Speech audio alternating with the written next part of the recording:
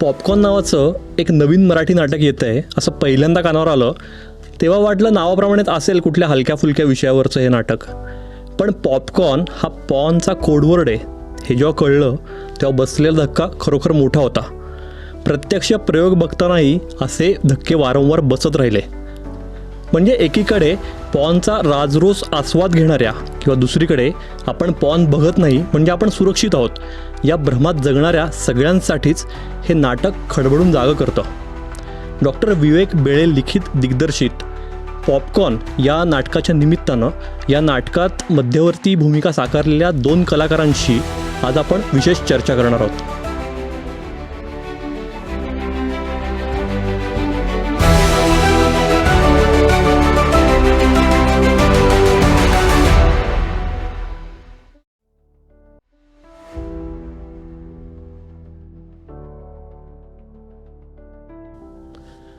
नमस्कार, मी निरंजन मेढेकर. देहभान पॉडकास्टमध्ये तुमचं मनापासून स्वागत. आणि या विशेष भागात आपल्यासोबत आहेत प्रसिद्ध कलाकार अभिनेते आनंद इंगळे आणि गुणी अभिनेत्री गौरी देशपांडे. नमस्कार. मग दोघांचंही खूप स्वागत. आणि आपण सुरुवात करूया थेट गप्पांना. पॉपकॉर्नने अलीकडेच बघितलं आहे त्यामुळे खरंच तो इम्पॅक्ट अजूनही आहे. म्हणजे अलीकडे जी काय म्हणतात त्याला की वास्तवदर्शी अशी जी नाटकं येत आहेत मराठीत तर ते खरंच एक खूप सकारात्मक चित्र कुठेतरी वाटतं आहे. पॉपकॉर्नच्या निमित्ताने पहिला प्रश्न तोच येतो की समकालीन वास्तवदर्शी विषय हे मराठी नाटकाला काही नवीन नाही आहेत. अगदीच. पण तरीही पॉनवर असं एखादं नाटक येतं आहे आणि त्यात आपल्याला भूमिका साकारायची आहे हे जेव्हा पहिल्यांदा तुम्हाला सांगितलं लेखकांनी, दिग्दर्शकांनी, बेळे सरांनी, तेव्हा तुमची प्रतिक्रिया नेमकी काय होती? अर्थातच धक्का होता की अरे काय लिहिलंच नक्की. मी आणि विवेक बेळे अनेक वर्ष आम्ही काम करतो आहोत आणि अर्थातच आमची संस्था महाराष्ट्र कल्चरल सेंटर. तर अशा वेगळ्या पद्धतीच्या नाटकांसाठी म्हणूनच तर आपण हा रंगमंच आपल्यासाठी, प्रायोगिक रंगमंच आपल्यासाठी महत्त्वाचं काम करत असतो. आणि मला असं वाटतं की तो उपलब्ध करून महाराष्ट्र कल्चरल सेंटर कायमच अशा विषयांच्या मागे उभं राहिलं. पण ह्या वेळेला जेव्हा त्यांनी मला सांगितलं की आपण पॉन या संदर्भात वेगळ्या पद्धतीने बघायचा प्रयत्न करू. मुळात हे नाटक त्यांनी लिहिलं होतं 2-2.25 वर्षापूर्वी. आणि खरं तर तेव्हा पहिल्यांदा मी ह्याच्यात काम करणार नव्हतो. वेगवेगळ्या कारण तेव्हा माझ्या व्यावसायिक व्यग्रतेमुळे तेव्हा ते सुटलं होतं. पण इच्छा नक्की होती ती काम करण्याची. आणि त्यांनी जेव्हा पहिल्यांदा वाचून दाखवलं तेव्हापासूनची इच्छा होती. आणि तेव्हा खूप गोष्टी, आता म्हणजे मुद्द्याकडे येतो, तेव्हा खूप गोष्टी या संदर्भातल्या माहीत नव्हत्या. उदाहरणार्थ एक्झॅक्ट डेटा काय चालला आहे, किती % हे समाजामध्ये पॉन बघणं हे आहे. चांगलं वाईट हा मुद्दा तर नंतर त्याचा उहापोह होईलच. पण ह्याच्यावरचं नाटक करताना आपण नक्की कुठल्या विषयाला हात घालतो, काय नक्की छेडतो, समाजातलं वास्तव. पण मग त्याच्यासाठी एक काहीतरी गोष्ट लागेल तुला, की कुठली तरी एक गोष्ट असायला हवी जी त्यांनी डिझाईन केली होती. एक सुशिक्षित, सुसंस्कृत, ज्याला आपण म्हणतो सिक्युअर, सुरक्षित असं उच्च मध्यमवर्गीय कुटुंब. इथे धक्का बसला ना की आपलं सगळं हलून जातं. अशा घरातलं कुणीतरी समजा ह्या व्यवसायाच्या संदर्भात काय करतोय काय नाही ते सगळं तुला नाटकात बघायला मिळेलच. पण तो विषय जेव्हा असा येतो ना तेव्हा मला पहिल्यांदा काम करताना असं वाटलं, अरे बापरे, तू विवेक काही विचित्र नाही होणार. आपण ओव्हर काही करत नाही होत ना. कारण कित्येक वेळेला असं होतं की डेटा असतो तुझ्याकडे पण सगळेच डेटा आपण मांडत नाही ना. तो तुला मांडताना अत्यंत खुबीने मांडावा लागतो. आणि ते मला असं वाटतं की नाटक वाचल्यानंतर, म्हणजे विषय तर बोल्ड आहेच 100% तो हे आहे, पण मग त्या विषयासाठी काय केलं की ते आईवडिलांसाठी नाटक होईल, मुलांसाठी नाटक होईल. अर्थातच मग आमची कोणाचीच अशी इच्छा नाही आहे की पॉनच्या संदर्भातलं नाटक 12 वर्षाच्या खालच्या मुलांनी येऊन बघावं. नाही, अशी अजिबात आयडिया नाही आहे. त्या विषयाचं गांभीर्य काय आहे हे आईवडिलांना कळावं या संदर्भात. आणि आपण आपण बऱ्याच वेळेला ते शहामृगासारखे रे की डोळे मिटून आपण जमिनीत मान घालून बसलो, किंवा जसं म्हणतो की मांजर काय डोळे मिटून दूध पिते आणि तिला आतापर्यंत कोणी बघत नाही. हा विषय आपल्या आजूबाजूला येऊन ठेपला आहे. आपण ह्या विषयाकडे कमतरता म्हणून न बघता स्वच्छ डोळे उघडे ठेवून त्याचं सत्य जाणून घेऊन, मग ते मी असं नाही म्हणते की विदारक आहे किंवा अर्थात. गंभीर आहे, पण फॅक्ट्स आर फॅक्ट्स असं समजा म्हणलं तर ते जाणून घेऊन जास्तीत जास्त ह्यापासनं आपल्या कुटुंबाला कसं वाचवता येईल, समाजाला कशा पद्धतीने वाचवता येईल, ह्या संदर्भातला मुद्दा हे नाटक आपल्यासमोर मांडतं. हे नाटक वाचल्यानंतर मला ते कळलं. आधी मुद्दा असाच होता की अरे विवेक नक्की काय रे बाबा, याचं कारण आमचा पूर्व इतिहास. आम्ही माकडाच्या हाती शॅम्पेनपासून मार खात आलेलोच आहोत. काहीतरी त्यांनी लिहायचं, मी काम करायचं आणि मुस्कडीत खायच्या. हे फार सहज होतं. मग अगदी अलिबाबा आणि 40तले चूर असू दे किंवा माकडाच्या हातीच्या, माझं विवेक बिळेंबरोबरचं हे 7वं नाटक आहे. बरोबर. तो आम्हाला एकमेकांचं लय समजते. म्हणजे लेखक म्हणून त्याची, ॲक्टर म्हणून माझी, त्याला हे समजते. आणि मधली जी 2 नाटकं त्यांनी केली होती ती अर्थातच एक मोहन नागेशांनी केलं, जरा समजून घ्या सर ना रे, काटकोण आणि काटकोण. आणि काटकोण. तर वेगवेगळ्या विषयावरती त्याला लिहायला मुळात आवडतं. म्हणजे त्याची 2 नाटकं जर मॅन वुमन रिलेशनशिपच्या संदर्भात होती, तर 2 नाटकं त्यांनी अतिशय महत्त्वाचा विषय, डॉक्टर, जेव्हा डॉक्टरांना लोक येऊन प्रत्येक गोष्टीला जबाबदार धरतात, वैद्यकीय विषय काय म्हणतात विषयातलं काहीही माहीत नसताना, तर त्या संदर्भातलं त्यांनी वेगळं काहीतरी लिहिलं होतं. तो स्वतः डॉक्टर असल्यामुळे या संदर्भातला डेटा त्याच्याकडे खूप होता. ती माहिती मिळवणं हे मला फार महत्त्वाचं वाटत होतं. आणि हे सगळं एकत्र करून मग त्यांनी नाटकाची गोष्ट ऐकवली, नाटक ऐकवलं. आणि मग वाटलं नाही आपल्याला हे नाटक करायला हवं आहे. आधी त्याच्यात मी नव्हतो अर्थातच, कारण पण जसं एका पॉईंट नंतर असं लक्षात आलं की अरे नाही, ते हे वर्क होत नाही, ते वर्क होत नाही आहे, पण हे नाटक आता आपण महाराष्ट्र कल्चरल सेंटरकडनं करूया. हे नाटक मीच बसवणार आणि लिहिलेलं तर तरी आहेच, पण मीच बसवणार आहे. हे जेव्हा विवेक म्हणला तेव्हा मला असं वाटलं की नाही, ही संधी सोडायची नाही. आणि ह्या पद्धतीचं नाटक आपण करायला हवं, ही जबाबदारी आहे. आणि पुन्हा एकदा म्हणजे मी दरवर्षी, दर 1.5-2 वर्षांनी असं म्हणूया आपण, मी व्यावसायिक रंगभूमीवर काम करत असलो तरी प्रायोगिक रंगभूमीवर काही ना काहीतरी करतोच. कारण तिथूनच आपण आलो आहे. आणि ते तुम्हाला पुन्हा एकदा बॅक टू युअर रूट्स असल्यासारखं आहे. तुम्हाला व्यावसायिक रंगभूमीवर खूप जास्त, म्हणजे वाईट म्हणत नाही मी, खूप जास्त काम करून आपल्या स्वतःच्या रिदममध्ये काम करायची सवय लागते. तेच काम पुन्हा प्रोड्यूस करायला लागलं की आता मग त्याच्यात कंटाळा येतो कधी कधी, किंवा तर ते न करता पुन्हा एकदा तुम्ही ज्या कामात अनकम्फर्टेबल आहात, सतर्क राहण्याच्या संदर्भात, की सवयीचं न होऊ देता पुन्हा एकदा तुमचं काम तासलं जातं आपल्या प्रायोगिक रंगभूमीमध्ये. आणि म्हणून मला ते नाटक करावं असं वाटलं.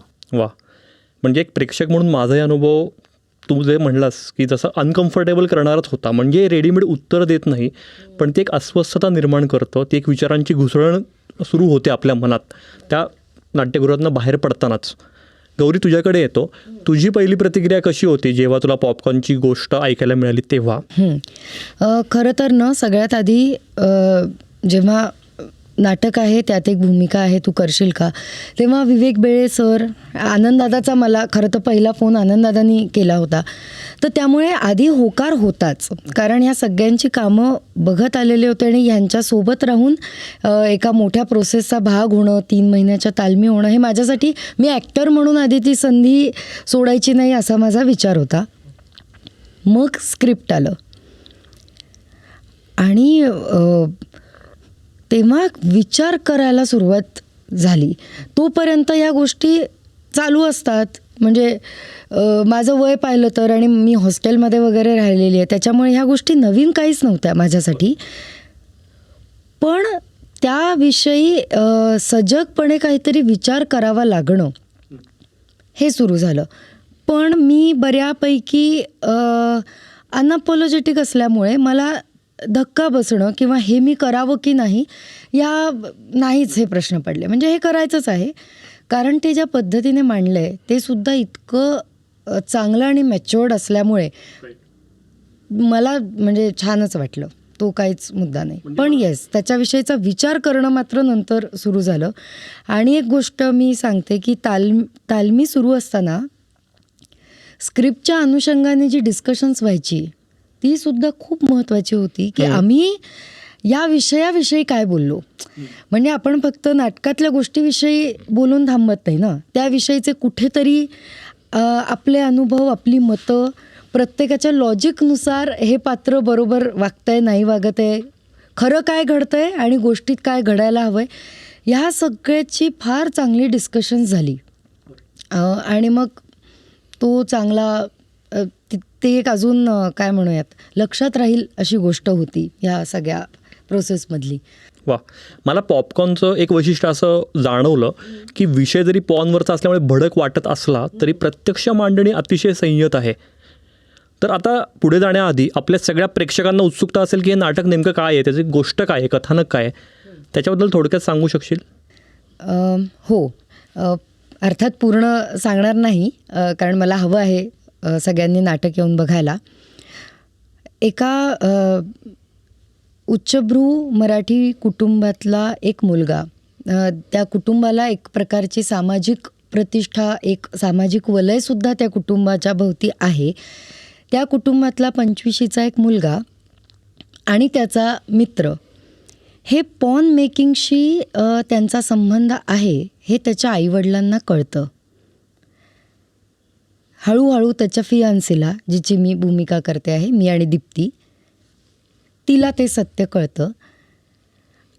आणि हे कळल्यानंतर त्या मुलाचे सगळेच रिलेशनशिपचे डायनामिक्स कसे बदलत जातात आणि पॅरलली पॉन मेकिंग हे त्याच्या आयुष्याचा भाग का झालं, कसं झालं, आणि मग पुढे त्याचं काय एक निष्कर्ष, काय कन्क्लुजन आहे, तिथपर्यंत ते नाटक तुम्हाला घेऊन जातं. तर या दोन पातळ्यांवर आई मुलांचा संबंध, त्यातला त्यांचं नातं, माझं आणि त्याचं नातं, आणि पॉन, तर ह्या सगळ्याविषयी बोलणारं एका फार सुंदर खऱ्या गोष्टीतून पॉनविषयीचं काही काही म्हणणं किंवा त्यातलं आनंददादा जसं म्हणाला काही फॅक्ट्स, काही सत्य, हे आपल्याला भेटायला येतात. मग they are surprising, they are thought provoking, कधीतरी ते आरसा पण दाखवतात. कारण ही कुठलीच पात्र म्हणजे गोष्ट काल्पनिक असली तरी ती आपल्या प्रत्येकाच्या खूप जवळची आहे. म्हणजे आपणही कुठलं ना कुठलं पात्र कधी ना कधी असूच कदाचित, असं रिलेट करायला पण सोपं जाईल अशी ती गोष्ट आहे. सो थोडक्यात बरोबर ना? अगदी बरोबर, अगदी बरोबर. आनंदरा, तुझ्याकडे येतो. तू डेटा फॅक्ट्सचा उल्लेख केलास, तर मला वाटतं की या लेखन प्रक्रियेत ती पण तू जवळनं बघत होतास. म्हणजे विवेक बेळे जेव्हा हे नाटक साकार करतो, तू म्हणलास असं 2 वर्षांपूर्वीच लिहून झालेलं, तर तेव्हाची कोणती तथ्य तुम्हाला प्रकर्षाने सामोरी आलेली किंवा जाणवलेली की त्यामुळे पण तुम्ही म्हटलात की नाही या विषयावर तर आपण केलंच पाहिजे आणि ते नाटकाच्या माध्यमातूनच केलं पाहिजे? एक गोष्ट अतिशय क्लॅरिटीने सांगतो की नाटक आधी त्यांनी लिहिलं आणि ते लिहिल्यानंतर त्याच्या चर्चेमध्ये आम्ही जास्त इन्व्हॉल्व होतो. आज मला फार महत्त्वाचं वाटतं, म्हणजे तुझं हे जे पॉडकास्ट आहे देहभान, हे फार महत्त्वाचा विषय आहे. म्हणजे देहभान, येस, म्हणजे लैंगिकता आणि लैंगिक शिक्षण या संदर्भातलं आज आपल्याकडे अजूनही टबू आहे. आपल्याकडे अजूनही तितक्या मोकळ्या पद्धतीने, तितकं स्वच्छपणे एकमेकांशी आपण बोलत नाही. बोलणंसुद्धा आपलं त्या संदर्भातलं हे चोरून आहे.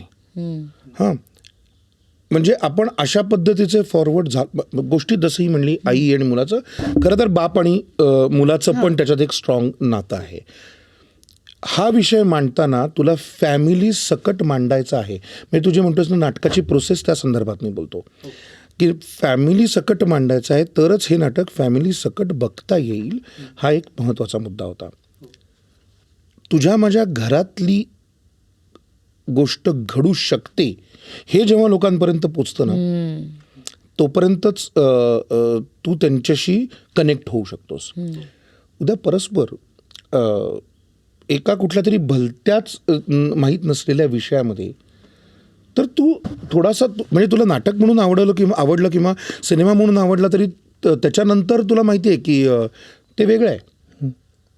एखादा असा विषय जो तुझ्या माझ्या घरात घडू शकतो तेव्हा तुला ते पण फारच महत्त्वाचं काहीतरी लिहावं लागतं की आता हे माझ्या घरापर्यंत आलं आहे. आणि ही फॅक्ट आहे की आज तुम्हाला म्हणजे नाटकात जसं वाक्य आहे आमच्या की तुम्हाला खरं वाटू दे, खोटं वाटू दे, राग येऊ दे, न येऊ दे, हे सत्य आहे. आज पॉन तुमच्या दारापर्यंत येऊन पोचलं आहे.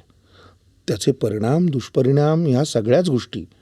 आणि हे जास्त मला असं वाटतं की आम्ही जेव्हा नाटकाविषयी चर्चा करत होतो आणि त्याहीपेक्षा तुला सांगतो की विवेक ज्या क्षेत्रात तो डॉक्टर आहे आणि फार्मा हे करतो आणि तो ज्या क्षेत्रात काम करतो त्या क्षेत्रात सुदैवाने त्याला अशा पद्धतीचा डेटा उपलब्ध झाला की बापरे, की पॉर्न ॲडिक्शन ही काय गोष्ट असू शकते, त्याच्यानंतर ती कुठे कुठे डॅमेज करू शकते, कुठल्या वयापासून कुठल्या वयापर्यंत. आणि मग ते शोधत असताना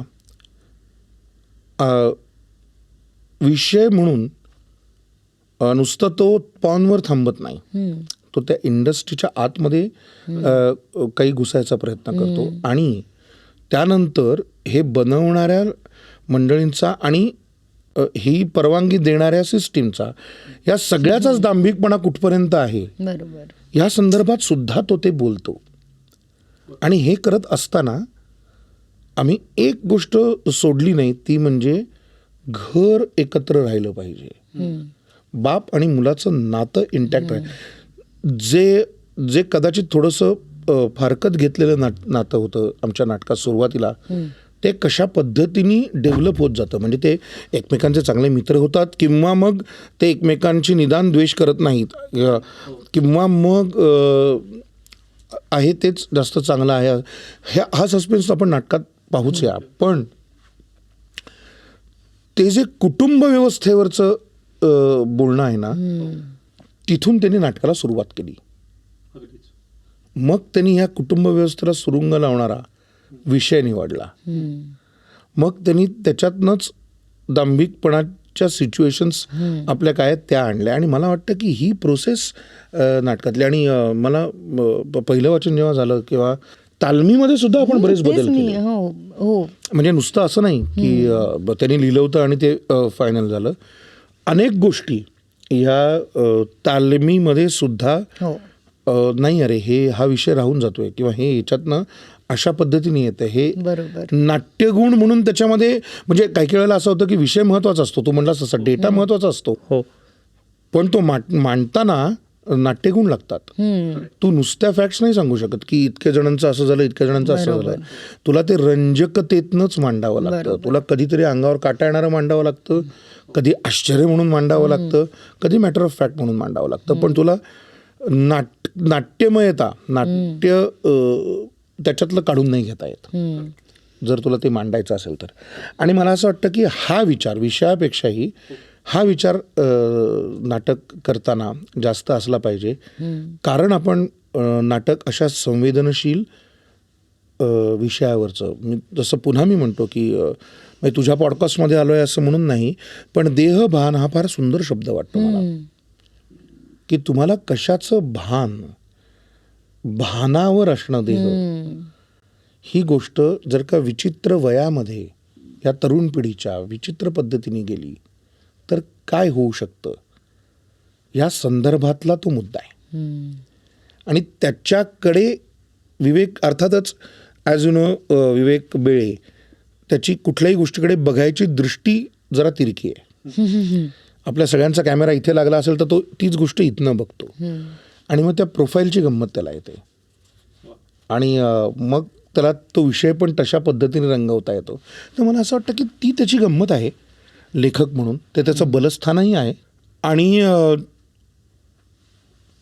मला असं सारखं वाटतं की त्याच्या लिखाणातले बिटवीन द लाईन्स हे नट म्हणून शोधणं हे आमच्या सगळ्यांचं काम आहे. म्हणजे तेही वेगळ्या अर्थाने देहभानच आहे. बरोबर. तुम्ही काम करायला उभं राहिल्यानंतर. पण ती एक गोष्ट त्याच्याबरोबर तो दिग्दर्शकही नाटकाचा असल्यामुळे मी थोडंसं मोठं उत्तर दिलं, लांब उत्तर दिलं, पण मी नाटक, विषय आणि बसवणं या सगळ्याच्या संदर्भातच एकत्र उत्तर दिलं की त्याच्याबरोबरच्या प्रोसेसमध्ये फक्त विषय नव्हता, तर नाट्यमयता होती, त्याचं लिखाण होतं आणि अर्थातच तालमी होत्या. आणि म्हणूनच म्हणजे त्यात फक्त ॲड की आमची टॅगलाईन नाटकाची फॅमिली मॅटर्स अशी आहे. तर त्यात कुठेही म्हणूनच विषयाचा भडकपणा किंवा ते जे म्हणतोय ना, मुळात मुद्दा फक्त तो विषय किंवा ते पोचवणं असं नव्हतंच. मुळात नाटक हे माध्यम निवडून, गोष्ट निवडून हा विषय त्याच्या कवेत घेतलेला असल्यामुळे ते त्या पॅरलली कुठेतरी जाणाऱ्या गोष्टी होत्या. मग कधी सरांचं असं होतं की नाही, इथे मला हे सांगायचंच आहे, तर इथे कदाचित जर 2% रंजकता कमी होत असेल तर तो माझा चॉईस असणार आहे. कारण मला आत्ता इथे हे फॅक्ट्स येणं हे मला गरजेचं वाटतं. मग ती जी आकडेवारी सरांनी सांगितली आहे, त्या काही ज्या गोष्टी होत्या सेकंड हाफमध्ये स्पेशली ज्या होतात शेवटी, आता तू पाहिलेलं असल्यामुळे त्या माझ्यासाठी सरप्रायझिंग होत्या. हां, सरप्राईज तिथे मिळालं कारण त्याची इंटेन्सिटी आणि खोली माहीत नव्हती. होतं बरोबर. मित्रमैत्रिणी आहेत, चिडवाचिडवी आहे, काही नॉनव्हेज जोक्स ग्रुपवर आलेले असतात, त्याच्यातनं गेलेलो असतो, हे सगळंच झालेलं आहे.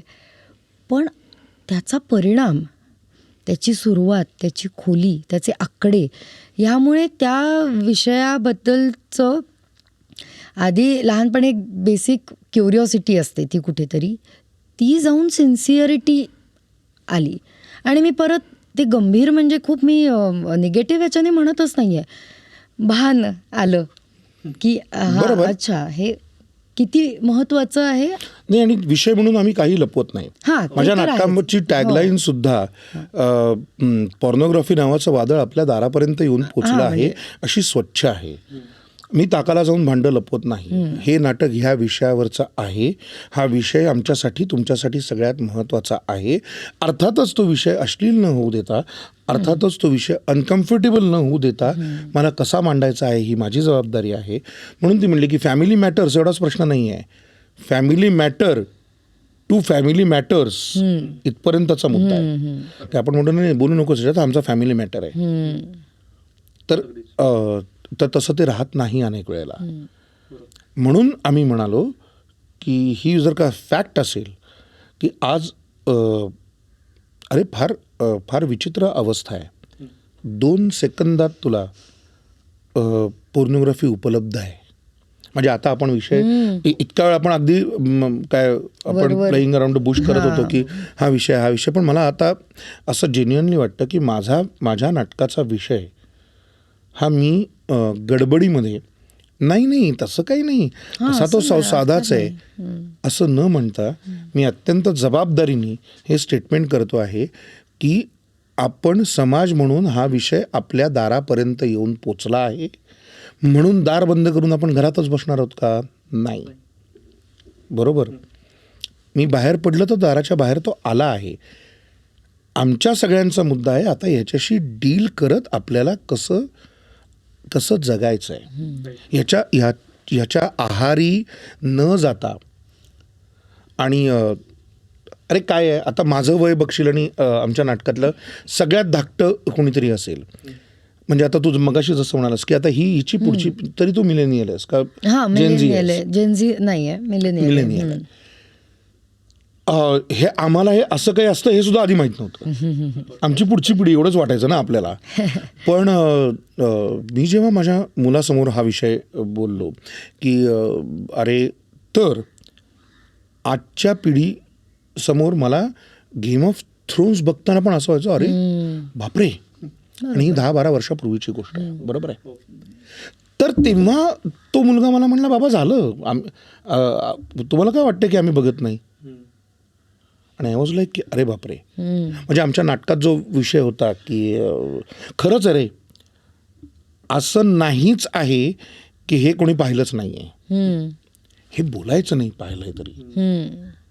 म्हणून आत्ता आमचं नाटक त्यांनी ते बोलायला हवं किंवा सगळ्यांनी त्याच्याचविषयी बोलायला पाहिजे असा मुद्दा मांडत नाही, तर ते कुठल्या अवस्थेत बोलायला हवं, कुठल्या वयाच्या अवस्थेत बोलायला हवं, ह्या संदर्भातला मुद्दा माझं नाटक मांडतं आणि ठामपणे मांडतं. नाटकातला अर्थातच तू पाहिलेला एक विषय असायचा, जो ट्विस्ट म्हणून मी आत्ता इथे सांगत नाही, पण एक विषय अतिशय गंभीर आणि अतिशय अंगावर येणार आहे. मग तो जर का तसा असेल तर मला बाकीचं नाटक प्रॉब्लेममध्ये असायला हवं आहे. मी प्रॉब्लेम कसा सोडवणार आहे, माझी फॅमिली म्हणून आम्ही एकत्र कसे येणार आहोत, ह्या विषयाच्या संदर्भात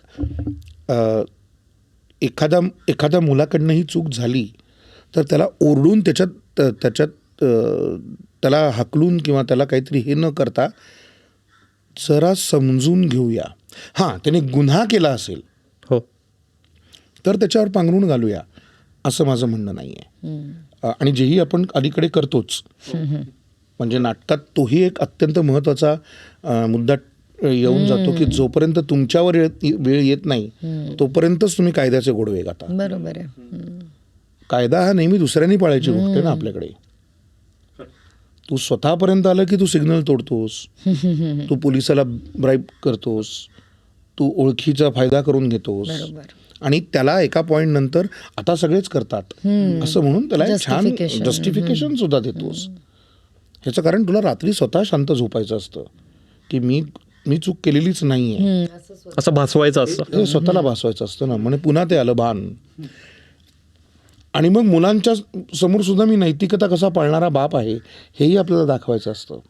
बरोबर आहे. या सगळ्याला छेद देऊन कुठेतरी फॅमिलीमध्ये तुम्ही खरे असा, एकमेकांशी बोला. सगळ्यात महत्त्वाची गोष्ट काय आहे असं मला वाटतं, जे नाटक ह्या शब्दात मांडत नाही पण वेगळ्या शब्दात मांडतं, ते म्हणजे बोला. मुलांनी पालकांशी, पालकांनी मुलांशी बोला. आणि तो मोबाईल बाजूला ठेवून बोला. म्हणजे आजकालचा जो संवाद आहे तो पूर्ण असा, हा त्यातला म्हणजे आपला विषय चालला होता की नाटकाच्या डेव्हलपमेंटमध्ये कशा गोष्टी झाल्या, पण ह्या सगळ्या गोष्टी अरे आम्ही बोललो की विवेकला काय वाटतं, आम्हाला काय वाटतं. म्हणजे कदाचित अशी शक्यता आहे की आता हिच्यापेक्षा 4-5 वर्ष माझा मुलगा लहान असेल, त्याच वयातले आहेत ते. आमच्या नाटकामध्ये आता सचिन, त्याची मुलगी आता एक्झॅक्टली त्याच वयात आहे. ती जेव्हा रिहर्सलला येऊन बसली, आणि ही गोष्ट फार महत्त्वाची वाटते मला, तर आम्ही बघत होतो की तिची काय रिॲक्शन होती आहे. एक विशिष्ट सीनला तिला ती प्रिटेंड करते काम नाही, मला काही कळतच नाही आणि मी माझं काम करतो, यु नो. आणि सगळ्यात महत्त्वाचा मुलगा, पॉन म्हणलं की आपल्याला असं वाटतं की मुलं, असं नाही आहे. अत्यंत मोठ्या प्रमाणावर हे बघणं किंवा ह्याचा आस्वाद घेणं असं नाही म्हणत मी, हे मुलं मुली यांच्यात सारखंच आहे. आज म्हणजे आमच्या नाटकात विषय की मी पुढारलेला झालो आहे, किंवा म्हणजे काय की बाप मुलांना म्हणतो की डोंट वरी, पहिली बियर माझ्याच बरोबर पी. बरोबर. तर हे पुढारले असल्याचं लक्षण आहे. तर मला एका अर्थाने वाटतं की अनेक आपल्याकडे लोक आहेत की हे काय दारू पिणं एकत्र करायला शिकवतो आणि हे कसले पुढारलेले वगैरे. तर त्या काय म्हणतात त्याला, त्या विचारांच्या लोकांशी च्या संदर्भात मी बोलतच नाही आहे. माझं म्हणणं आहे, जर का तुम्ही हेही बोलू शकता की बाकीच्या गोष्टी बोलू शकता, तर मग पॉन या विषयाचं बोलणं कधी झालं आहे का? तू आणि आत्ता जे म्हणलास अगदी महत्त्वाचा मुद्दा आहे की वयाच्या ठराविक टप्प्यावर ते बोलायला पाहिजे. तर मला इथे एक सांगायला आवडेल की मी ज्या प्रयोगाला आलेलो त्या प्रयोगाला माझी एक मैत्रिणी आलेली आणि ती तिच्या 10वीतल्या मुलाला घेऊन आलेली. तर मला ही खूप काय म्हणतात त्याला की मोठी गोष्ट अरे आमच्या प्रयोगानंतर तुला सांगतो कितीतरी आई वडील आया हो, आया फार आम्हाला भरभरून पहिल्यांदा असं वाटलं होतं हो. की बापरे हा विषय बायकांच्या पर्यंत कसा पोचेल, पण त्या म्हणल्या नाही, अतिशय महत्त्वाचा विषय आमच्या मुलांसाठी. आमची मुलं आत्ता बरोबर त्या वयात आहेत. हो. कदाचित मी नाही, पण मी माझ्या नवऱ्याला सांगेन हम्म. की एखाद दिवशी बोल बरोबर. मोकळं. काय आहे त्या संदर्भातलं काय म्हणूया आपण त्याला, त्या संदर्भातलं वादळ आमच्या नाटकातला शब्द आहे तो. हे जर अचानक आलं ना तर सैरावैरा होऊन जातील पोरं. अगदीच. आणि त्याच्यासाठी आईवडिलांचा भक्कम आधार ह्या गोष्टीसाठी असणं ही फार महत्त्वाची गोष्ट आहे. पण तुमच्या नाटकात तो एका ठिकाणी म्हणतो की पिरियड्सला ग्लॅमर आलं पण पॉर्न दुर्लक्षित झालं. की पिरियड्स ही अतिशय नैसर्गिक गोष्ट, त्यात लपवण्यासारखं काही नाही. हे किती वर्षांनी आपल्याला कळायला लागलं की आई अजूनही हो, आईच पहिल्यांदा बोलते ना. हो. तो शरीर धर्म आहे, बरोबर आहे. तर ते ते ते जसं बोललं गेलं, हळूहळू शिकवलं गेलं, वर्गात शिकवलं गेलं, शाळेत शिकवलं गेलं, आणि आज माझा त्याच्या संदर्भातलं समाज म्हणून सुद्धा टॅबू कमी झाला आहे. त्याची लाजही आता मला वाटत नाही. याचा अर्थ त्याच्यात लाजण्यासारखं काही नाही. म्हणजे मला अतिशय आनंद होतो की आज तुम्हाला ह्याच्या सकट त्याचा कुठलाही बाऊ न करता स्त्रिया सगळीकडे काम करतात, खेळतात, काम करतात, ऑफिस करतात. त्याचा आता बाऊ नाही बघ. राईट. तुला आज जिथे तिथे काय म्हणूया सहज ही सॅनिटरी नॅपकिन्स उपलब्ध आहेत स्त्रियांसाठी, आणि त्याचा मित्रांमध्ये सुद्धा त्रास नाही आहे. आपण तर हे जे बोलणं इतक्या माझ्या आधीच्या पिढीत नव्हतं रे. ते म्हणजे काहीतरी हे बोलायचं नाही असं होतं ना. पण ती सुधारणा झाली. त्या संदर्भात आपण स्त्रियांना रिस्पेक्ट करायला शिकलो. बरोबर आहे. जे माझं सगळ्यात महत्त्वाचं म्हणणं आहे की वन शुड रिस्पेक्ट विमेन. आणि ती गोष्ट मला असं वाटतं ह्या विषयापर्यंत यायला हवी आहे. अजून आपल्याकडे प्रचंड मोठा टॅबू आहे.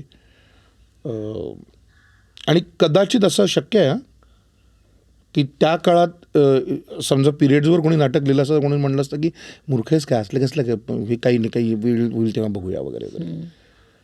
कदाचित शक्यता अशी आहे की अजून 5 वर्षानंतर आपल्याला वाटतंय त्याच्यापेक्षा भयंकर परिस्थिती AI आणणार आहे. तर हा विषय लोकांपर्यंत पोचायला पाहिजे. एवढं एकच वाक्य मला खरं तर म्हणायचं होतं पण मी खूप बोललो. एक महत्त्वाचा मुद्दा हाही वाटतो मला की पॉर्न संबंधी नाटक आहे हे जेव्हा मला आधी कळलं तेव्हा माझ्या मनात आलं की पॉर्नचं ॲडिक्शन किंवा त्याच्यामुळे मुलं किंवा मोठे पण कसे सफर होतात असा दृष्टिकोन असेल. पण पलीकडची बाजू जी कधी येत नाही की पॉर्न इंडस्ट्रीचा अंतरंग उलगडून दाखवणं ते किती भीषण आहे. आणि पॉर्न इंडस्ट्री म्हणजे कुठलं तरी पाश्चात्य इंडस्ट्री आहे किंवा तिकडची थेरा आहेत असं न होता ते आपल्या दारापर्यंत येऊन पोचलेलं आहे. तर हा दृष्टिकोन पण मला वाटतं की खूप वेगळा आहे आणि गंभीर आहे. बरोबर. कारण बऱ्याच वेळेला असे विषय ऐकल्यावर आपल्याला एक काहीतरी वाटत असतं हे प्रीची असणार आहे, आपल्याला काहीतरी एक मॉरॅलिटी लेवलवर गुड अँड बॅड शिकवणारं आहे. पण मग तेच बेसिकली प्रेक्षकांच्या समोरच त्या विषयाची चर्चा घडवून आणणं, ह्यामुळे मला वाटतं की तो एक चांगला इम्पॅक्ट तयार होतो. कारण त्याच्या सगळ्या बाजू अगेन राईट रॉंगच्या पलीकडे जाऊन, कारण राईट रॉंग पण कोणीतरी ठरवून दिलेलं राईट रॉंग ते सोडून त्या विषयाकडे शक्य तेवढ्या सगळ्या बाजूंनी त्याला अप्रोच होणं. म्हणून मग ती एवढी पात्र, मग त्या प्रत्येकाचा त्याच्याकडे बघण्याचा वेगळा दृष्टिकोन. हो. कोणीतरी कॅज्युअल आहे, कोणीतरी सिन्सिअर आहे, कोणाला तरी अगदी नको आहे, आणि सत्य काय आहे, फॅक्ट्स, या सगळ्याची गुंफण घेऊन ती गोष्ट उलगडत जाते. आणि म्हणून ॲज यू करेक्टली सेड, ते म्हणून महत्त्वाचं वाटलं. आणि म्हणून मग ते बोरिंग, हे आपल्याला काहीतरी शिकवायला आलेले आहेत किंवा कोणीच कोणाला, म्हणजे बेसिकली त्यापेक्षा हे मुळात आधी समजून घेऊयात, त्याला जज करण्याआधी. त्या पातळीवर ते नाटक घडतं. कारण इथे कोणीच एक सर्वज्ञ आहे असं नाही आहे ना. तिथलं प्रत्येक पात्र तेही शिकत जात आहे, तेही नवीन गोष्टी कळतायत त्याला प्रेक्षकांच्या बरोबरीनं. आणि मला वाटतं की कंगोरे खूप आहेत. म्हणजे दांभिकपणा उघड करताना कायद्यातल्या पण काय बाबा कमकुवत बाजू आहेत किंवा कायद्याचा कसा गैरवापरही केला जातो, तर ह्या सगळ्याच बाजूंनी त्याच्यावर भाष्य हे करण्यात आलेलं आहे. हां, म्हणजे भाष्य केलं याचं महत्त्वाचं कारण मला असं वाटतं विवेक बिळ्यांना या संदर्भातला मुद्दा म्हणायचा होता की फार गमतीचा मुद्दा आहे आपल्याकडे की पॉर्न इंडस्ट्री ही आता हाताबाहेर आपल्या विचाराच्या बाहेर पैसे मिळवून देणारी इंडस्ट्री. म्हणजे जेव्हा डेटा उपलब्ध झाला तेव्हा असं लक्षात आलं 8 लाख कोटी रुपयाची इंडस्ट्री आहे. हो, आता एखाद्या छोट्याशा राष्ट्राच्या इकॉनॉमी इतकी ही इंडस्ट्री आहे. बरोबर. आणि भारताचा फक्त आकडा सांगतोय. हो, कसे टक्कर देणार होतो आपण त्याला? म्हणून म्हणलं ना की कायद्यातल्या त्रुटी किंवा कायद्यातल्या गोष्टी फक्त विवेक बिळे मांडतात, त्याच्यावरती सोल्युशन म्हणत नाहीत. काहीतरी असा मुद्दा असायला हवा असं आपल्याला सामान्य माणूस म्हणून वाटणं ही गोष्ट वेगळी. पण त्याहीपेक्षा महत्त्वाचा ते मुद्दा मांडतात की हे लढणं जर शक्य नाही आहे तर ह्याच्यातनं वाचण्यासाठी बरोबर जगणं कसं महत्त्वाचं आहे ह्याचा आता विचार व्हायला हवा. म्हणजे नाटकात हा मुद्दा अत्यंत ठामपणे आम्ही म्हणतो की तुम्ही कशाला सांगायला ते वाईट आहे का काय आहे आणि मोर्चे काढून ते बंद करायचं आहे किंवा नाही करायचं आहे, तर तसा मुद्दा नसून ह्या दांभिकपणाला सिस्टीमच्या असेल, कायद्याच्या असेल, जे काही आहे त्रुटी असतील, दांभिकपणा सुद्धा कदाचित नसेल, तेही आत्ता शोधतच असतील ह्याच्यातल्यावरचा उपाय काहीतरी. अरे सिम्पल मुद्दा आहे ना. आज म्हणजे माझे त्याच्याकडे असं बघायला पाहिजे असं समजा विवेक बिळेंचं म्हणणं असेल की अजून तरी आपल्याला त्याच्यावरचा मार्ग सापडला नाही. बरोबर. बरोबर जगणं म्हणजे काय, तर त्याचा मार्ग शोधणं, ह्याच्यातनं काय करता येईल. आणि आत्ता आपल्याला फक्त एवढंच दिसतंय, अजून 10 वर्षानंतरचं काय आहे हे आपल्याला माहिती नाही. म्हणजे मला त्याच्यात आम्ही एकदा कधीतरी बोलत होतो तेव्हा मला फार गंमत वाटली होती की कसं शिकले असतील मानसोपचार तज्ज्ञ. मुळात पहिल्यांदा मनालाही इजा होते, मनालाही जखम होते जी दिसत नाही आणि तरी त्याच्यावर उपचार करता येतो, असं जर का काही असेल समाजात तर ते पहिल्यांदा कसं शिकले असतील. आपण तेव्हा नाही काय म्हणायचो, सहज म्हणायचो कोणालाही, तो वेड्यावर काय वागतं रे, हा वेडा झाला. वेड्यांचंही एखादं काहीतरी मानसिक संतुलन ढळलं, ते कशामुळे ढळलं ह्याचा जेव्हा अभ्यास सुरू झाला, बरोबर, ते मला फार आम्ही एकदा बोलत असताना म्हणालो होतो की मग त्याच्यावरती उपचार मिळत गेले, मग त्याच्यावरचा काहीतरी होत गेलं. तसं असेल कदाचित की आत्ता ह्या पद्धतीच्या आजारावर काही असेलच तर त्याच्यावरती विचार चालू असेल, कदाचित काही गोष्टी सुधारतील सुद्धा, काही गोष्टी आपल्याला माहिती नाही आहेत पण त्याच्यावरचं खूप काम चालू असेल की हे ॲबनॉर्मल नसून हे नॉर्मल होण्यासाठी काहीतरी करता येईल का. ॲबनॉर्मल म्हणून त्यांना काढून टाकायचं. गुन्हा हा तू डोकं सरळ ठेवून केलेली गोष्ट असते. चोरी करायची नाही हे सगळ्यांना माहिती आहे, तरी चोर करतो तेव्हा त्याला माहिती असते की हा गुन्हा आहे. मानसिक गोष्टींमध्ये किंवा अशा गोष्टींमध्ये अजून ठरलंच नाही आहे की हा गुन्हा आहे का नाही आहे, पण सवय तर आहे, व्यसन तर आहे. बरोबर. आपल्या देशामध्ये किंवा जगात कुठेही हानिकारक गोष्टीची जाहिरात करून विकलं जातं की नाही. हो. तेच असू शकतं की नाही, मग त्याच्यात ग्रेड कशा ठरवायच्या, ही सगळी चर्चा आमची तेव्हा झाली होती की म्हणजे माझा हिरो सहज सिगरेट उडत बाहेर येतो आणि आपण म्हणतो काय मर्दानी आयडिया आहे, किंवा माझी एखादी नटी सिगरेट उडताना म्हणतो काय पुढारलेली आहे. सिगरेट हे पुढारलेल्याचं लक्षण आहे. हे आपण केलं ना, समाजाच्या डोक्यावर लादलं.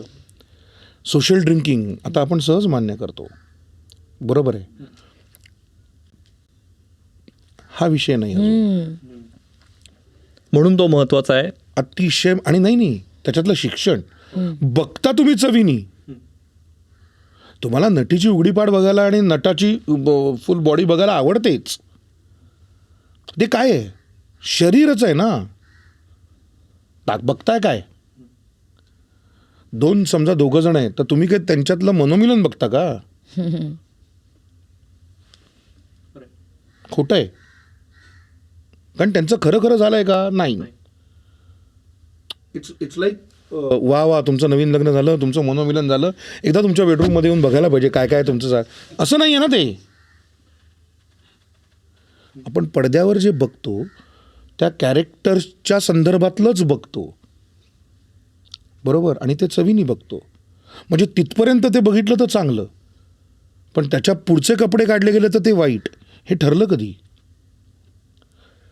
अशा पद्धतीचे काही चर्चा आम्ही त्या मांडल्या. मग त्याच्यातनं लज्जा ही एक गोष्ट आहे, आणि जी म्हणून मग म्हणजे मग तो विषय स्वातंत्र्य आणि स्वैराचार याच्या संदर्भातला पण आला की काय आहे ह्या संदर्भात. मग अशा अनेक गोष्टींविषयी चर्चा होत मग ह्या नाटकाचा हा मुद्दा आला की नाही, हा विषय आपण मांडला पाहिजे, संयतपणे मांडला पाहिजे. त्याच्यातलं नाट्यगुण म्हणून हे अभिवाचन नाही, हा क्लास नाही, याच्यात एक नाट्य पाहिजे, याच्यात एक घटना पाहिजे, जे लोकांना त्या क्षणाला अरे बापरे असं वाटलं पाहिजे. या सगळ्या सकट पॉपकॉर्न हे नाटक लोकांपुढे आलं. आत्तापर्यंतचा एपिसोड तुम्हाला कसा वाटला आहे आम्हाला नक्की सांगा. तसंच पॉपकॉर्न हे नाटक जर तुम्ही अजून बघितलं नसेल तर आवर्जून बघावं असं नाटक आहे. राज्यातल्या सगळ्या शहरांमध्ये प्रयोग सुरू आहेत नाटकाचे, त्यामुळे पॉपकॉर्नचा पुढचा प्रयोग कधी आहे चेक करा आणि नक्की बघा. यूट्यूबचा आणखी एक फीचर आहे हाईप. जर तुम्हाला हा एपिसोड आवडला असेल तर तुम्ही हाईप जर केलं तर तुमच्यामुळे तुमच्या माध्यमातून आणखी काही हजार लोकांपर्यंत हा भाग पोहोचेल, आणि हा पोहोचणं गरजेचं आहे असं खरोखर वाटतं आहे. त्यामुळे हाईपही नक्की करा. आपण पुढे जाऊया. गौरी, आनंदराने जसा उल्लेख केला की पुढच्या पिढ्यांसाठी कदाचित हा नॉर्मल आहे विषय, तर तू कुठेतरी जेन झीचं प्रतिनिधित्व करतेस या नाटकामध्ये. तर खरंच एवढं नॉर्मलायझेशन झालं आहे स्पॉनचं या पिढीमध्ये, आणि म्हणजे तू कसं बघतेस या एकूणच सगळ्या? मला वाटतं ह्यात पण तुम्ही कुठून आला आहात आणि तुम्ही कुठे वाढला आहात, अपब्रिंगिंग कुठे आणि कसं झालं आहे यांनीही बराच फरक पडतो असं माझ्या लक्षात आलं. ज्या गोष्टी आता सामान्य वाटतात त्या काहींसाठी अजूनही प्रिव्हिलेज आहेत हेही हळूहळू लक्षात येतं. पण हो, काही प्रमाणात पॉर्न आणि रिलेटेड म्हणजे सेक्शुअल लाईफ, सेक्सविषयी बोलणं, सेक्स हा शब्द म्हणणं अनअपोलॉजेटिकली, त्यालाही खूप वेळ लागला आहे आणि लागतो आहे. जसं आनंददादा पिरियड्सबद्दल म्हणाला, नाही आम्ही शाळेत असतानापर्यंत प्रॉब्लेम आहे म्हणायचो किंवा नाही आत्ता नको, ते कुजबुजणं होतंच. तसं आता जेव्हा मी नाही पिरियड्स चालू आहेत, पोट दुखतं, मी जरा वेळाने येईन, हे म्हणणं जसं आत्ता ते जमलं आहे तसं नॉर्मली रिसिव्हही करता यायला लागलं आहे काही ठिकाणी, काही भागात, काही प्रमाणात. तसं अर्बन एरियाजमध्ये या विषयीचा टॅबू काही प्रमाणात कमी झाला आहे असं असू शकतं, पण तो पूर्णपणे गेलेला नाही. त्याचे खूप वेगळे कनोटेशन्स अजूनही बघायला मिळतात. रिलेशनशिप डायनामिक्समध्ये त्याचं खूप वेगळं आणि इंटरेस्टिंग हे बघायला मिळतं. खूप गोष्टी आहेत. आता मी मुलगी म्हणून बोलताना सुद्धा मुळात मला इच्छा होऊ शकते हे मान्य करायलाच खूप वेळ लागतो की, आणि ते हेल्दी आहे, ते म्हणजे अश्लील आहे, ते म्हणजे अनैतिक आहे असं म्हणण्याची काही गोष्ट नाही आहे. अजूनही आपली गर्लफ्रेंड पॉर्न बघते याविषयी मुलांचा ॲटिट्यूड खूप हेल्दी आणि ओपन आहे असं मला वाटत नाही. अगेन पुन्हा रेफरिंग टू आनंददादा काय म्हणाला, आपले मॉडर्न असण्याचे जे निकष आहेत किंवा जी लक्षणं आपण ठरवली आहेत ती इतकी वरवरची आहेत. स्मोक करते, ड्रिंक करते, शॉर्ट्स घालते, पबमध्ये जाते, म्हणजे ही मॉडर्न आहे, म्हणजे ही प्रोग्रेसिव्ह आहे. पण त्याच मुलीला तिच्या घरातल्या जी गोष्ट कन्सेन्शुअल व्हायला पाहिजे ती होत नसेल तर ती टॅकल करण्याचा बोल्डनेस आहे की नाही हे आपण बघत नाही. मी तिला दोषी ठरवत नाही. अर्थात खूप वेगवेगळ्या प्रकारचे सर्कमस्टॅन्सेस असतात, कोण कसं डील करतं ते माहीत नाही. पण मी म्हणते की तो बोल्डनेस त्याविषयी हेल्दीली बोललं जाणं हे अजूनही खूप होतं असं मला वाटत नाही. परत त्याचं रिप्रेझेंटेशनच वेगळ्या पद्धतीने होतं. तुम्ही जेव्हा सिनेमामध्ये एखादा बोल्ड सीन आणता म्हणजे तुमची जनरेशन बोल्ड आहे आणि या विषयाशी चांगल्या पद्धतीने ते स्वीकारते आहे असं नाही म्हणता येत आहे अनफॉर्च्युनेटली. खरं. याचा अर्थ काय झालं की आमच्या नजरा सरावल्या आहेत फक्त. आम्हाला त्यात बापरे बिकिनी असं नाही होते किंवा बापरे किसिंग सीन असं नाही होतंय. पण जेव्हा ते माझ्या पर्सनल लाईफशी येतं आहे तेव्हा मी त्याच्याकडे किती हेल्दीली बघू शकते आहे. ते डिस्कशन्स माझ्या आईबाबांशी, माझ्या पार्टनरशी ते कशा प्रकारे होत आहेत तर ते मला नाही वाटत की अजून जसे व्हायला हवेत तसे होत आहेत.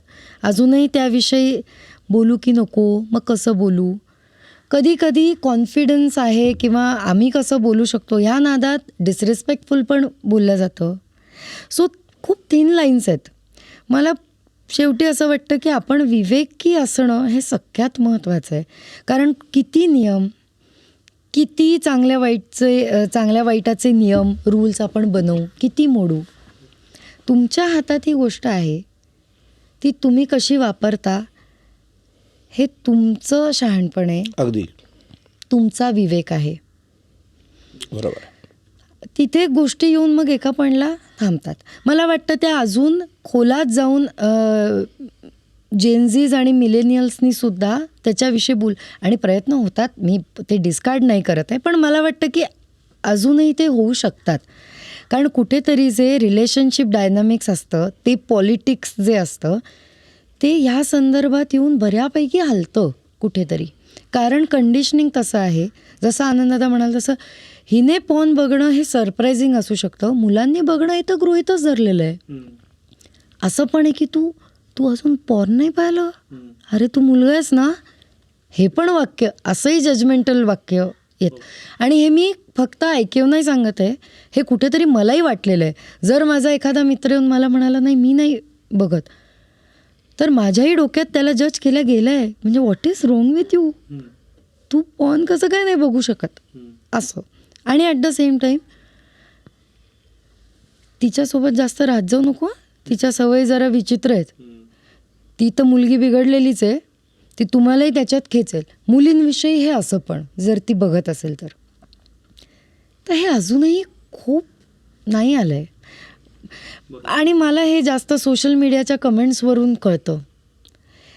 एखाद्या अवेअरनेसबद्दल बोलणाऱ्या क्लिप्स असतील, आत्ता मी नावं घेते, नंतर हवं तर सीमा आनंदचे काही पॉडकास्ट असतील, आता सबिहा बरोबर ना, नाव बरोबर आहे ना, त्यांचे काही पॉडकास्ट असतील किंवा तुम्हाला पण अनुभव असेल, त्या खाली ज्या पद्धतीने माणसं व्यक्त होतात आणि त्यातली तरुण माणसं, मी हे आयडीज जाऊन पाहिलेले आहेत की हे कोण असं बोलतं आहे बरं, तिथे धक्का बसतो की तुम्हाला कार नवीन हवी आहे, फोन अद्ययावत टेक्नॉलॉजीचा हवा आहे, तुम्ही एका IT फर्ममध्ये काम करताय, but when it comes to porn, sex, तेव्हा काय होतं आहे तिथे? तो मॉडर्निझम, ओपननेस तो का नाही आहे?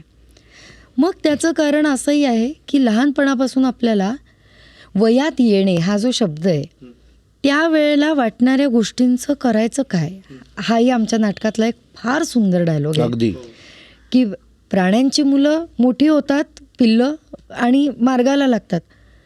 अचानक आलेल्या या वादळाचं करायचं काय?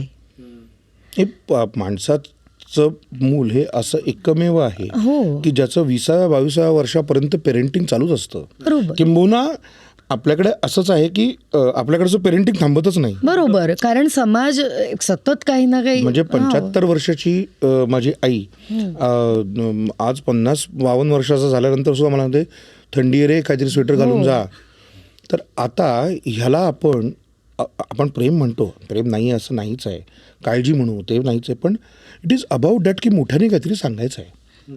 बरोबर आहे. तो मोठा मुलगा आहे, तो त्याचं बघेल, त्याला थंडी वाजली तर तो स्वेटर घालेल, नाही तर नाही घालणार. राईट.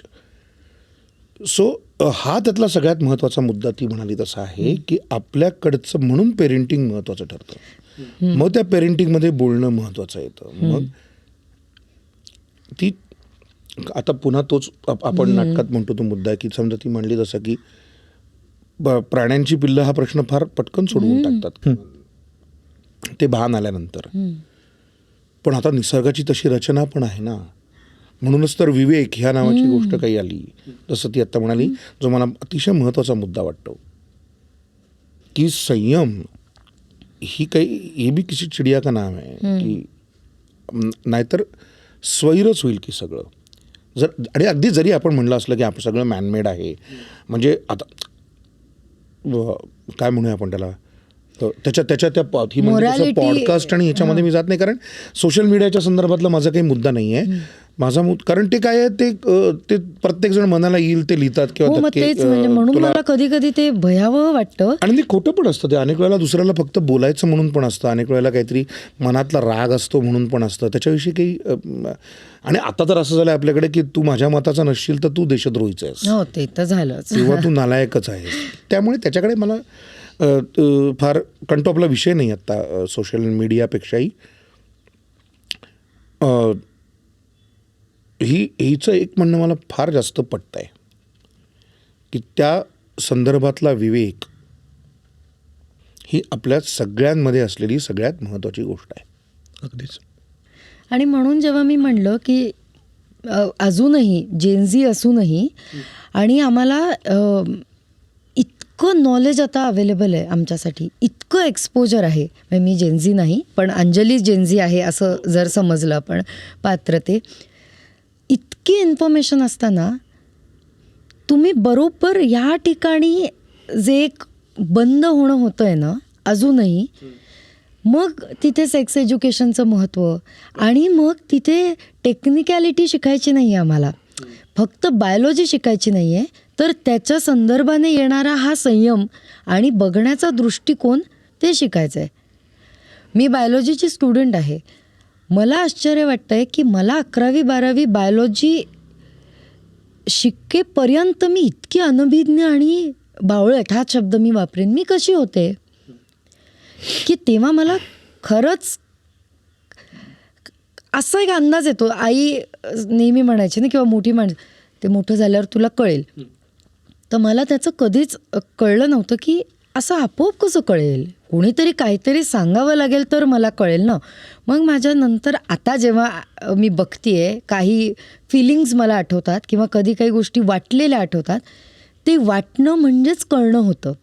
म्हणजे जेव्हा माझ्या लक्षात आलं की एक्झॅक्टली काय होतं सेक्स करताना किंवा काय हे मला माहीत नाही आहे, पण तशा विषय आल्यानंतर जे एक होतं आतमध्ये ते म्हणजे ते कळणं आहे, हा जो मुद्दा आहे.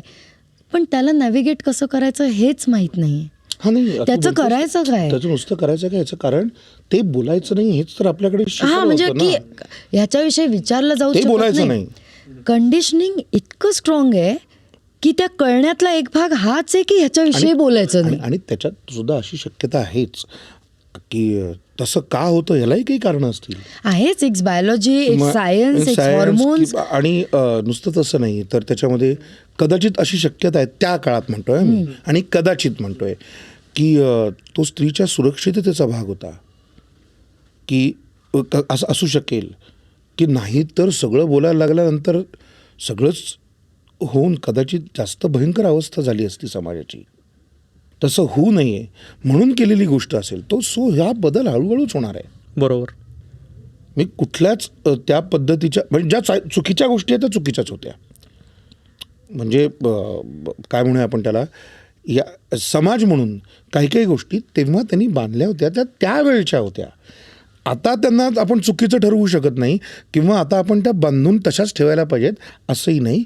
हे नाटक बोलतं की आता ह्याच्या पुढे माझ्या आईवडिला म्हणजे आपण आमच्या नाटकात आहे की त्याच्यात काय झालं, तुमच्या वेळेला तुम्ही पुस्तकं वाचायचं मॅगझिन्स बघायचं मॅगझिन्स बघायचात आणि ह्या वेळेला काय असतं तर आम्ही फोनमध्ये काहीतरी बघतो. हो, हा फरक आहे. ह्याविषयी नाटक बोलतं. अगदीच. थोडंसं आता आपण नाटकाचा एक दुसराही महत्त्वाचा भाग आहे, म्हणजे पॉन हीचं मध्यवर्ती कॉन्सेप्ट आहेच आहे, पण बाप मुलाचं नातं की जे कायमच अवघडलेलंच आपल्या तरी समाजात असतं, तर त्याच्यावरही त्याचेही वेगवेगळे कंगोरे. म्हणजे तुझा जो रोल आहे की सुरुवातीला पोरावर संशय घेणारा, पोराला टोमणे मारणारा असा बाप आहे, तर दुसरीकडे पोरासाठी उभा टाकणारा किंवा हतबल होणाराही आहे. तर हे पात्र साकारणं हे एक आव्हान होतं तुझ्यासाठी पण? अर्थातच.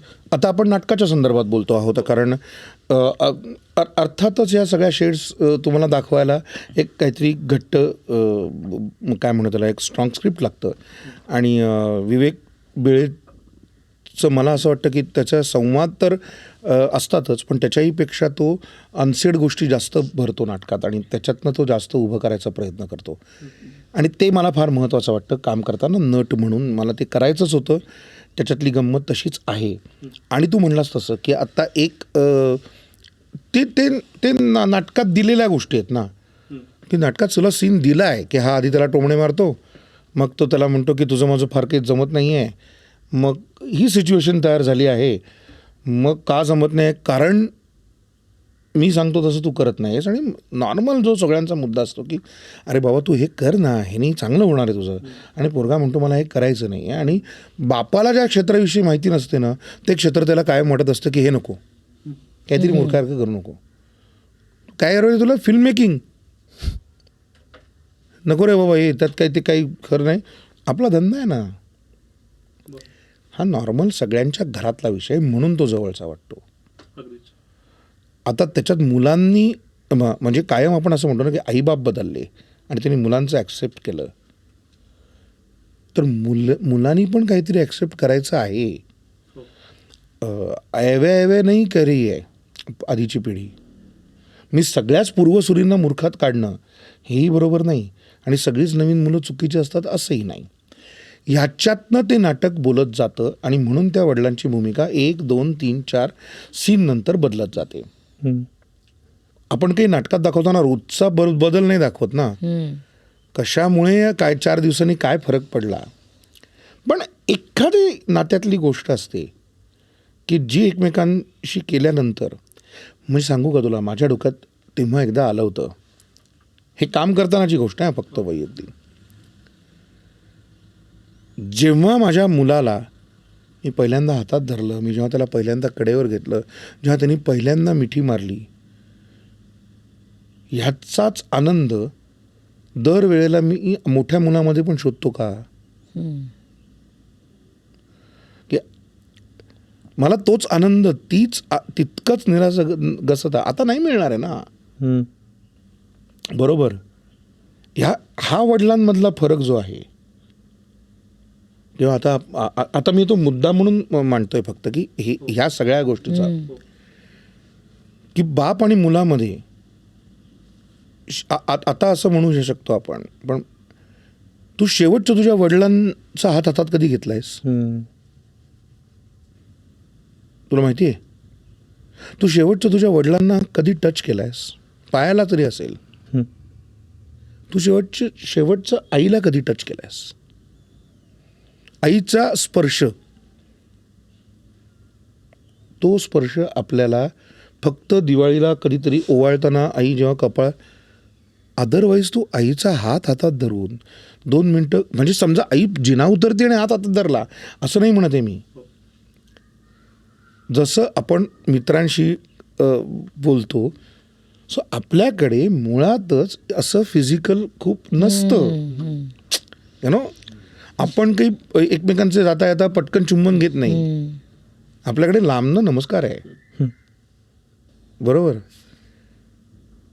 ह्या सगळ्या गोष्टीच पेरेंटिंगच्या आहेत.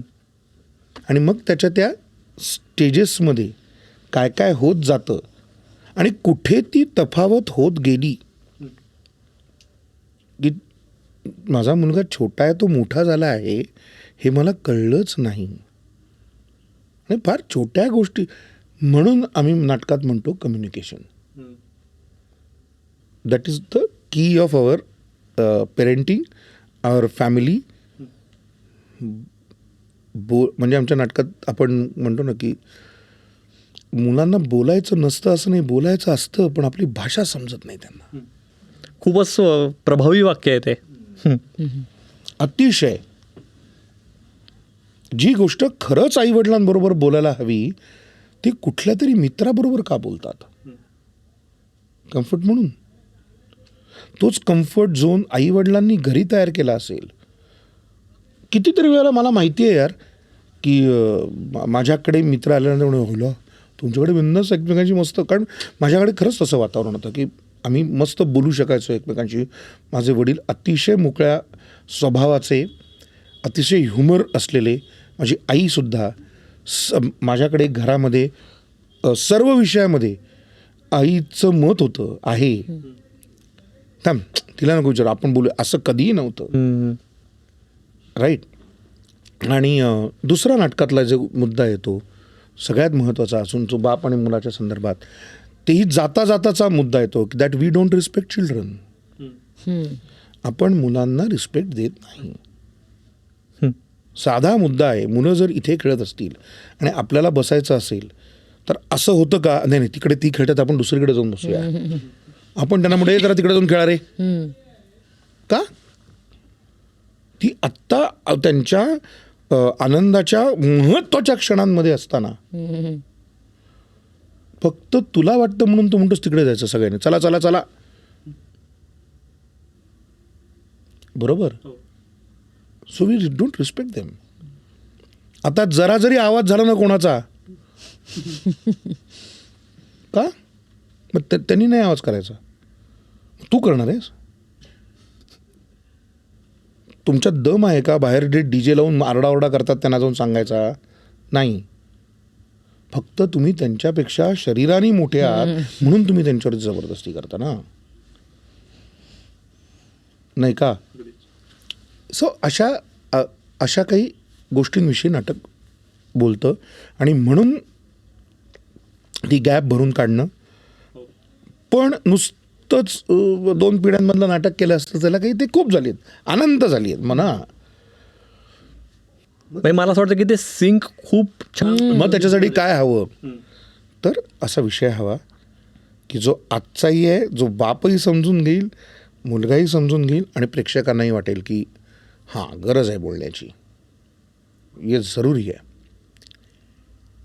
असा तो मुद्दा.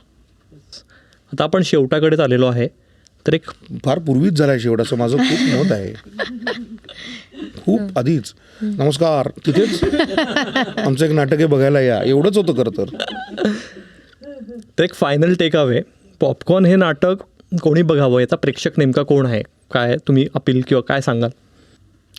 आईवडील आहेत, एका विशिष्ट वयापर्यंत मुलंही आहेत.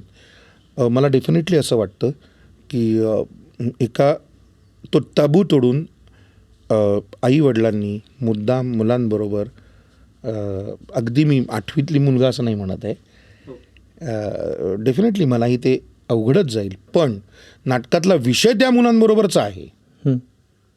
पण जास्तीत जास्त आत्ता ज्यांना ह्या 8वी 6वी 7वी या वयातली मुलं आहेत, जी आत्ता संस्कारक्षम आहेत, जे एकमेकांच्या बरोबर संवाद ज्यांच्याशी आहे आईवडिलांचा, मला वाटतं अशा सगळ्यांनी हे नाटक बघणं भयंकर हा वेगळ्या अर्थाने वापरतो आपण, अतिशय महत्त्वाचा विषय आहे आणि गरजेचं आहे असं मला वाटतं. मी सगळ्याच प्रेक्षकांना हे, अर्थात कलाकार म्हणून किंवा संस्था म्हणून आम्ही असं नाही म्हणणार की या लोकांनी बघू नये, सगळ्यांनीच पाहावं, पण माझा विषय जास्तीत जास्त लोकांपर्यंत पोचावा अशी माझी अगदी मनापासूनची इच्छा आहे. गौरी, फायनल टेकअवे किंवा फायनल कमेंट्स तुझ्या? आनंददादा जे म्हणाला ते सगळं आणि मला वाटतं हे नाटक बघणं हीच त्या संवादाची फार उत्तम सुरुवात असू शकते. वा. हे नाटक पाहून झाल्यावर त्या विषयापर्यंत पोहोचण्यासाठी, आणि मला खात्री आहे अनेक पालक असे असतात की बोलायला पाहिजे, हा काय करतो रूममध्ये, म्हणजे अंदाज आहेच मला, पण मग ह्याच्याशी त्याविषयी, त्याच्या सुरक्षिततेविषयी कसं बोलावं, काय विषयाला तोंड कसं फोडावं, हा जो प्रश्न आहे बिकट, ते हे नाटक बघायला येणं हीच त्यातली पहिली पायरी असू शकते असं मला वाटतं. कारण ते एक अतिशय चांगल्या माध्यमातून तो विषय तरलपणे तुमच्यापर्यंत पोहोचतो आणि त्यानंतर अगदी घरी जाताना कसं वाटलं नाटक, ह्यापासूनच तो विषय खूप चांगल्या पद्धतीने डिस्कस केला जाऊ शकतो असं मला वाटतं. त्यामुळे जरूर हे नाटक बघायला यावं. कॉलेजमधल्या मुलांनी, शाळकरी मुलांनी, प्री टीन्स आणि त्यांचे पालकसुद्धा, सो दॅट ह्या विषयीचं डिसेन्सिटायझेशन होईल. एक खूप वेगळ्या प्रकारची जी क्युरिओसिटी आहे ती पण थोडीशी शमेल आणि ह्यामुळे पालकांना बसणारा जो असा एक धक्का आहे तो सुद्धा कुठेतरी कमी होईल. जेव्हा असं लक्षात येतं, जेव्हा फॅक्ट्समधनं आपण बोलतो तेव्हा लक्षात येतं की हे किती युनिव्हर्सल आहे, हे किती जनरल आहे आणि त्यामुळे आपल्याला एक थोडासा दिलासा मिळतो ना की नाही, आपण सगळेच हे अनुभवतो आहे.